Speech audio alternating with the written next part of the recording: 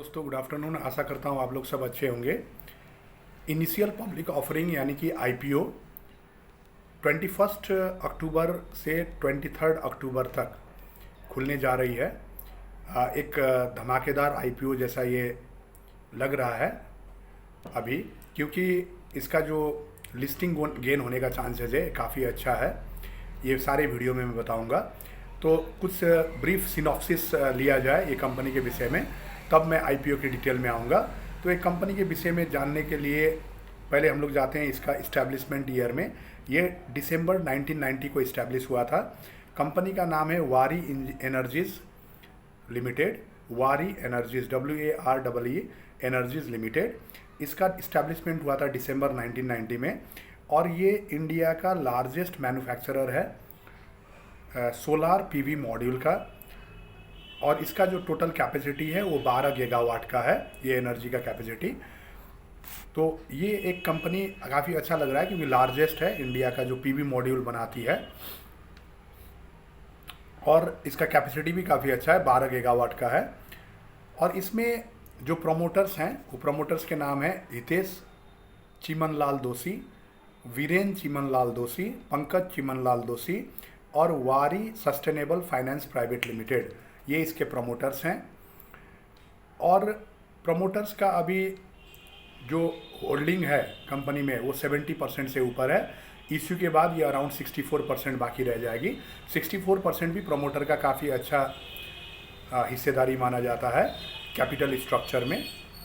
तो ये कंपनी चीमनलाल दोषी जो ब्रदर्स हैं उनका कंपनी है, और ये कंपनी जो आईपीओ ला रही है वो टोटल है वैल्यू 4,321 करोड़ का आईपीओ है, 4,321 करोड़ का। और ये आईपीओ ये फंडिंग करेगी 6 gigawatt ingot wafer solar cell और solar PV module manufacturing facility के लिए उड़ीसा में जो प्रोजेक्ट बेस्ड है उसमें ये 6 गीगावाट का जो इस्टेब्लिशमेंट करने जा रही है उसमें ये कुछ पार्ट ऑफ फाइनेंस ये यूज़ करेगी। और 4,321 करोड़ में से कुछ पार्ट ये कॉरपोरेट अपना जो ऑपरेशंस हैं, जो अपना कंपनी चलाने का जो एक्सपेंसेस है वो एक्सपेंसेस में यूज़ कर सकती है। तो ये था आईपीओ का पर्पस, जो 2 पर्पस से ये किया गया है। एक तो इस्टेब्लिशमेंट उड़ीसा में 6 गीगावाट प्लांट के लिए, फैसिलिटी के लिए, और नेक्स्ट है कॉरपोरेट पर्पसेस के लिए। ये कंपनी का जो ऑफिस है वो बोरीवली ईस्ट मुंबई में है। बोरीवली ईस्ट मुंबई में ये अवस्थित है। और ये सोलार एनर्जी सेगमेंट में ये इंजॉय करती है कंपनी, फंक्शनिंग करती है सोलार एनर्जी सेगमेंट में। और आने वाले दिन में जैसे कि एनर्जी का क्राइसिस होने वाला है ऐसा एक्सपर्टों का मानना है, तो इसके हिसाब से सोलार एनर्जी का डिमांड भी आने वाले दिन में अच्छा होने का उम्मीद लगाया जा रहा है, जिसके हिसाब से कंपनी का फ्यूचर ग्रोथ, फ्यूचर प्रॉस्पेक्ट भी अच्छा ही दिख रहा है। और मैंने पहले भी बताया कंपनी इंडिया का largest PV module, solar PV module manufacturer है। अब जानते हैं दोस्तों इसका जो फाइनेंशियल इंडिकेटर्स हैं, फाइनेंशियल इंडिकेटर्स क्या बोलते हैं। पहला है ROE, रिटर्न ऑन इक्विटी 8.79% है, सेटिस्फैक्ट्री है। रिटर्न ऑन कैपिटल एम्प्लॉयड 9.45% है, ये भी सेटिस्फैक्ट्री है।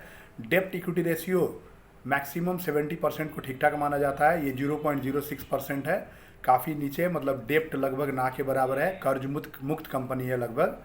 नेक्स्ट है रिटर्न ऑन नेटवर्थ, नेटवर्थ में रिटर्न जो है 8.81% है, जो कि सेटिस्फैक्ट्री है। प्राइस टू बुक वैल्यू जो टाइम्स है वो 8 टाइम्स है। तो ये थोड़ा प्राइसिंग के हिसाब से ज़्यादा तो लग रहा है, मगर आने वाले दिन में और ये बढ़ सकता है, उम्मीद है। एनर्जी सेक्टर है और प्रॉफिटेबिलिटी रेशियो भी काफ़ी अच्छा दिखाई दे रहा है, तो इसमें ग्रोथ का चांसेस दिख रहा है दोस्तों। प्रॉफिट आफ्टर टैक्स का जो मार्जिन है वो 11.47% है, वो भी सेटिस्फैक्ट्री दिख रहा है।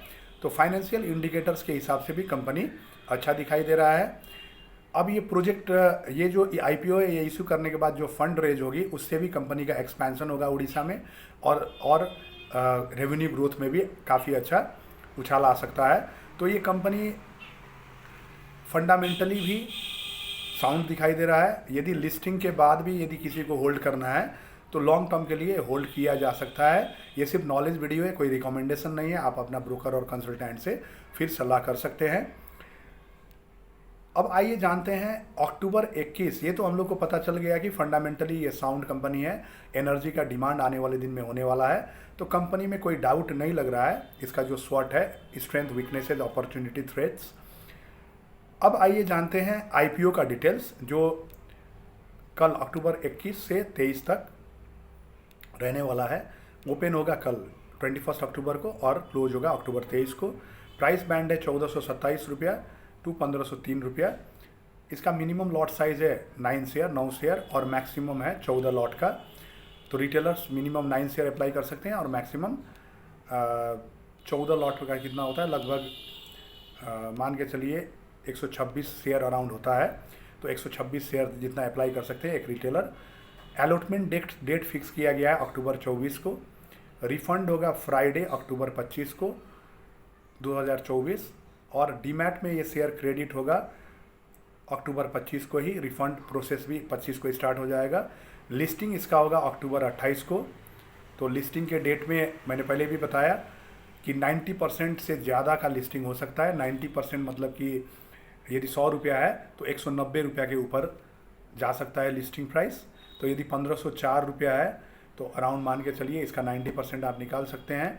तो 90% अराउंड होता है 2700-2800 रुपया में ये खुल सकता है। तो काफ़ी अच्छा लिस्टिंग गेन का रिटर्न इसमें बनते हुए दिख रहा है।